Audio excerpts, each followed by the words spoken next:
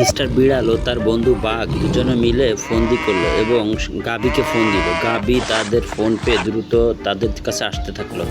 তারা রাস্তার মধ্যে একটা গর্ত করে রাখলো। গর্তের মধ্যে পড়ে গাবিটি অসুস্থ হয়ে গেল। তখন তারা গাবিটিকে নিয়ে তাদের আস্তানায় জবাই করে তাদের গাবিটির মাংস ছাড়ালো এবং তারা খুব খুশি। পরে তারা দুজনে মিলে গাবিটির মাংস বারবিকিউ করে খেলো, খুব মজা করে খেলো। বন্ধুরা, ভিডিওটি ভালো লাগলে অবশ্যই চ্যানেলটি সাবস্ক্রাইব রাখো এবং পরবর্তী বানরের গল্পটি শোনো। সবাইকে ধন্যবাদ। এখনই চ্যানেলটি সাবস্ক্রাইব করে রাখো, আরও গল্প দেখো।